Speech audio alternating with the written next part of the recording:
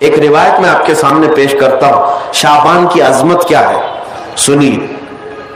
اس میں جو روایت ہے تفسیر ساوی میں فرماتے ہیں کہ رسول کریم صلی اللہ علیہ وسلم 13 شعبان کی رات کو کھڑے ہوئے، اور یہ مہینہ اسی لیے زیادہ افضل بھی ہے کہ یہ مہینہ میرے مصطفیٰ کا مہینہ ہے، اور یہ سرکار غوث پاک رضی اللہ تعالیٰ عنہ کا فرمان غنیت الطالبین میں ہے کہ شعبان کا مہینہ رسول اللہ کا مہینہ ہے، کثرت سے اس میں اپنے رسول کو یاد کرو۔ اب میں آپ کو بتا رہا ہوں جو روایت تفسیر الساوی میں ہے، 13ویں شعبان کو نبی پاک صلی اللہ علیہ وسلم رات میں کھڑے ہوئے اور کیا کیا توجہ، آج لوگ دلیل پوچھ رہے ہیں اپنے نبی کو یاد کرنے کے لیے۔ 13ویں شعبان کو میرے آقا کھڑے ہوئے اور رات بھر مولا کریم کی بارگاہ میں یہ عرض کرنے لگے، مولا میری امت کی بخشش میرے حوالے فرماتے۔ حضور نے 13ویں شعبان کو یہ دعا کی تو روایت میں کہ اللہ تعالیٰ نے اجازت عطا کی کہ آپ کی 1/3 امت کی بخشش آپ کے حوالے، آپ شفاعت کر سکتے ہیں۔ 1/3 1/3 امت کی سفارش آپ کر سکتے ہیں۔ 14ویں رات کو پھر میرے آقا صلی اللہ علیہ وسلم کھڑے ہوئے، رات بھر عرض کرنے لگے، مولا میری امت کی شفاعت میرے حوالے کر دے، ان کی بخشش میرے حوالے کر دے۔ اللہ رب العزت نے 14ویں شعبان میں نبی پاک صلی اللہ تعالی علیہ وسلم کو حکم فرمایا، 2/3 امت کی بخشش کی سفارش آپ کے حوالے ہے، 2/3 امت کی سفارش آپ کر سکتے ہیں۔ نبی پاک صلی اللہ تعالی علیہ وسلم کیا اس پر بھی راضی تھے، بلکہ 15ویں شعبان کی رات آئی، یہ تیسری رات تھی، نبی پاک صلی اللہ علیہ وسلم پھر کھڑے ہوئے، اور آج کی رات کھڑے ہو کر نبی پاک صلی اللہ علیہ وسلم نے پھر وہی دعا کی، مولا میری بقیہ امت کی سفارش میرے حوالے فرما دے۔ آج کی رات رب ذوالجلال نے اپنی رحمت کے پورے دروازے کھول دیے اور ارشاد فرمایا، اے محبوب آپ کی پوری امت کی سفارش آپ کے حوالے ہے، سوائے اس مشرک کے، سوائے اس کافر کے جو آپ سے منہ پھیر کر بھاگتا ہے، اس کی سفارش آپ کے حوالے نہیں، اس کا حساب تو اللہ قیامت کے دن خدا تک لے گا۔ آج کی رات میرے عزیزوں، میرے نبی پاک صلی اللہ تعالی علیہ وسلم کو مکمل شفاعت کرنے کا اختیار دیا گیا ہے، پوری امت کی شفاعت، پوری امت کی شفاعت۔ شفاعت کا مطلب کیا ہے؟ اللہ کی بارگاہ میں سفارش کریں گے، سفارش کریں گے۔ بخشنا تو مولا کا ہی کام ہے، مغفرت تو رب تعالیٰ کی شان ہے۔ اب سنیے، حضرت عبداللہ ابن عباس رضی اللہ تعالیٰ عنہ سے منقول جو حدیث میں نے آپ کو بتائی، 5 راتیں جو دعاؤں کی قبولیت کی ہیں، اسی طرح آپ سے ایک اور روایت ہے، آپ نے فرمایا کہ آج کی رات اللہ تبارک و تعالی اتنے لوگوں کو معاف فرماتا ہے، یہ ترمذی کی حدیث ہے، اتنے لوگوں کو معاف فرماتا ہے کہ بنو کلب ایک قبیلہ تھا جس کی بکریوں کے بال ہیں، اتنے لوگوں کو اللہ جہنم سے آزاد فرماتا ہے۔ یہ ساری حدیثیں پڑھنا چاہیں تو کتابوں میں موجود ہیں، میں آپ کو صرف چکھا رہا ہوں اس لیے کہ آپ بھی یاد نہیں رکھیں گے۔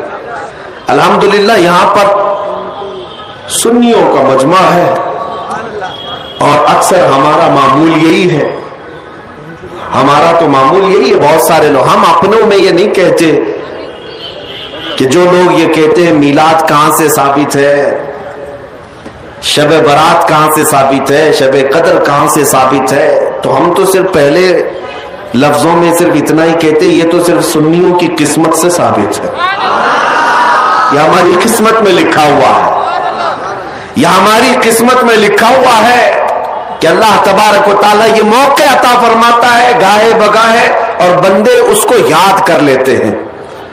عزیزان گرامی اوقات، اور ایک حدیث، کیا قبرستان جانا چاہیے نہیں جانا چاہیے، اس پر بھی بڑے اعتراضات ہیں۔ خزانۃ الروایات بحوالہ فتاوی رضویہ شریف اعلیٰ حضرت نے بھی نقل فرمایا کہ آج کی رات روحیں تمہارے گھروں میں آتی ہیں، قبروں پر جتنے بھی आराम कर रहे हैं, उनकी रूहें तुम्हारे घरों पर आती हैं, और जो घर में जिक्र अस्कार हो, इबादत हो और उन्हें इसाल किया जाता है, वो लेकर कब्रिस्तान वापस जाती हैं और अपने पड़ोस में फख्र करती है कि मेरे घर वालों ने मुझे ये दिया, मेरे घर वालों ने मुझे ये तोहफे दिए। आज की रात रूहों के ईद की भी रात है, लेकिन वो रूहें जिनके घर वाले उन्हें कुछ नहीं देते, वापस कब्रिस्तान जाते हुए ये कहते हुए जाती हैं, अल्लाह तुम्हारा इससे भी बुरा हाल करे। वो उन्हीं लोगों को कोस कर जाती होंगी जो दलील बार बार पूछते रहते हैं।